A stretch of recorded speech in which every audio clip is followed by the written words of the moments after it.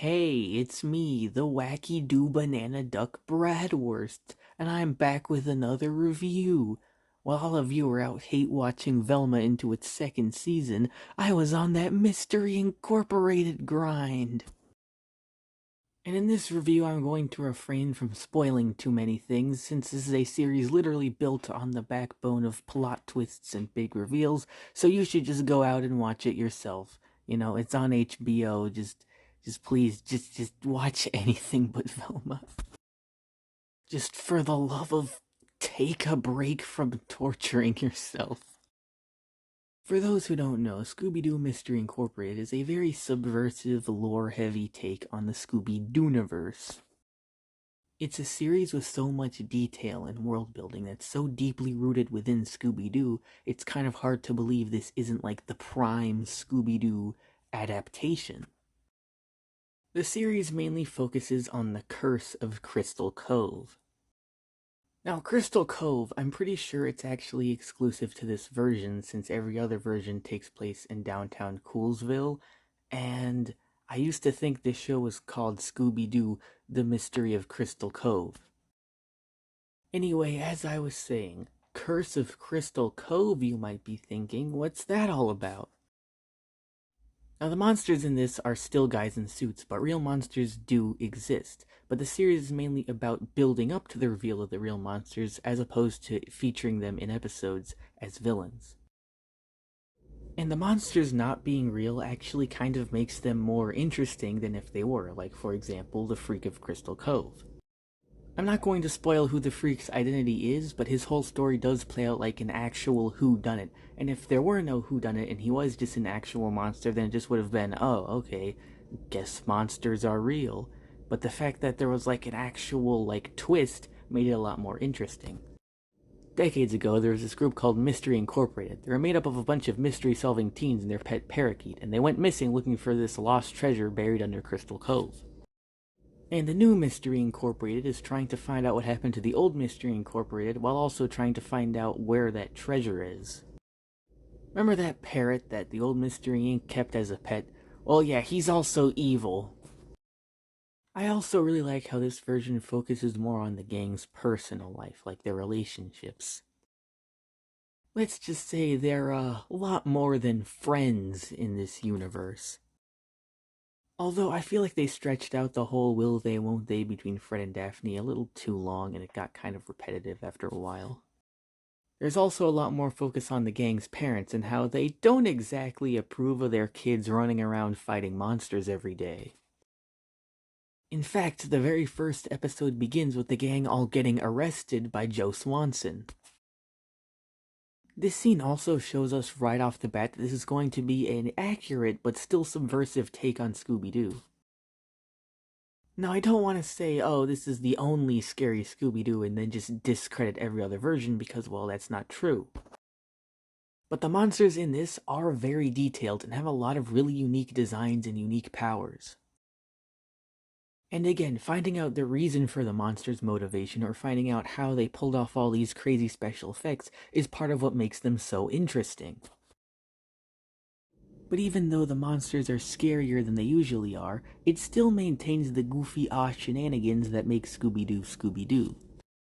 There are even some good monsters here and there, which I found pretty surprising. I mean, they're still just guys in suits, but like, still. There are some episodes where the reveal of the monster does actually come out of nowhere and does actually take you off guard. But not every episode catches you off guard, because there is kind of a formula to how they do it, and once you figure out the formula, it's kind of hard to not see in almost every episode.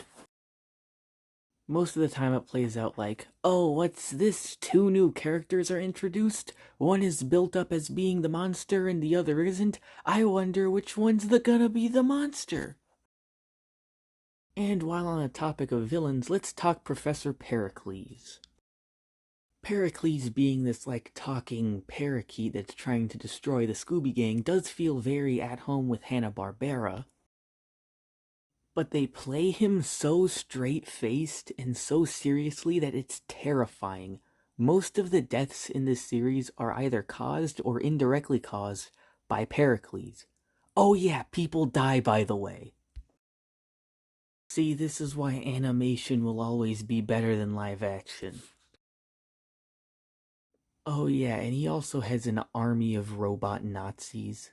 And that's not even an exaggeration either. They're literally German robots, explicitly stated to have been built during World War II. Ah, the good old days when you could show Nazis in a children's cartoon. Oh my god, why?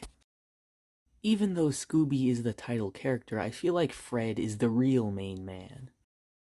He's funny, he gets a lot of action scenes, his backstory is heavily tied in with the lore. This show might as well be called Fred Incorporated.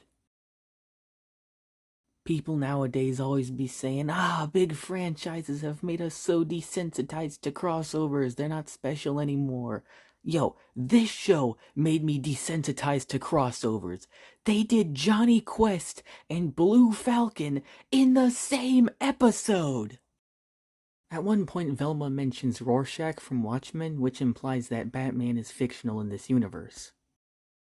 Okay, now I want to talk about my thoughts on the finale. So this is going to be very spoilerific. So if you haven't seen it, last warning, if you haven't seen it, go out and watch it right now and then come back and finish this video. But anyways, if you have seen it, then let's go on ahead with the finale. So this giant demon from another dimension shows up and then starts killing and eating all the side characters, starting with the Scooby Gang's parents. So they stab it in the heart and it explodes and dies. But whenever the big monster thing exploded and died, it actually created an alternate timeline where everything's perfect and good and all the dead people are alive again and all the bad guys are good now. And this is kind of a huge bombshell to drop on us, especially in the last 4 minutes of the final episode. This new timeline is a world without mystery, a world where the Scooby Gang doesn't belong. Everyone they know and love has technically been killed by the evil entity and just replaced by an identical copy. But the thing is, they didn't live out the same lives. They don't really know these new people. And what about the Scooby Gang of this reality? What happened to them? Do they just disappear when the other reality, them's crossed over? Then they receive a message from Harlan Ellison, a writer character who appeared in previous episodes. So he explains that he has the ability to see alternate timelines, and he just kind of got this power because he just kind of decided that he had it. It's not like he was born with it, or some event gave him the power. No, he just decided, you know what, I want to see alternate timelines. And then he started seeing alternate timelines. Now, there's actually a different character named Professor Charon who appeared in this one episode that was basically just a really long Twin Peaks reference, and he is like a psychic medium with the power to enter the dream world and like see ghosts and stuff. So if anyone in this universe would have the power to see alternate timelines, wouldn't it be him? So Harlan tells the Scooby Gang that there are still more mysteries that need to be solved, and he offers to let them come visit him at his university so they can talk more about the paradox theory. So the gang is like, you know what, yeah, we're just gonna leave. We're not gonna tell anyone what we're doing or why we're doing it, so we're just gonna ditch all of them. And we're gonna go on a big road trip, we're gonna solve a bunch of mysteries, and we're gonna go and we're gonna find Harlan Ellison, and we're gonna solve all these mysteries, and we're gonna talk about paradox theory. So I think the mystery road trip thing is meant to like imply that this is a prequel to classic Scooby-Doo, but it doesn't really make a whole lot of sense since they already defeated the classic villains in this universe.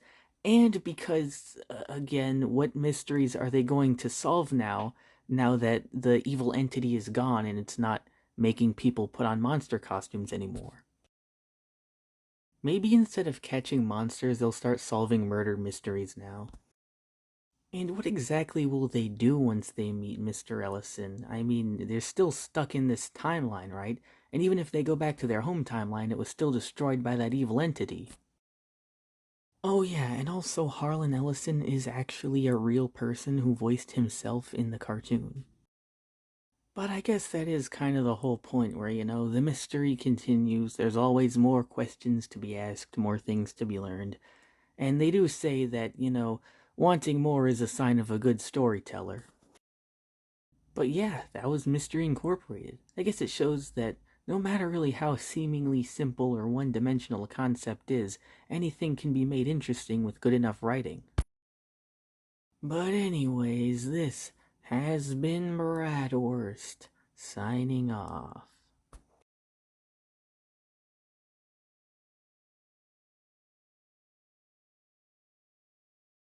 Watching the show got me wondering exactly how expensive would it be to buy a convincing enough monster costume and convincing enough monster special effects and then I don't know, stalk some random area and scare people effectively, convincingly. How long would that last before they're caught? And while I was thinking, I kind of remembered now, I live kind of in a close proximity to Texas, and Texas is famously known for really liking guns. So I think if someone were to try that, they would probably get shot very, very quickly.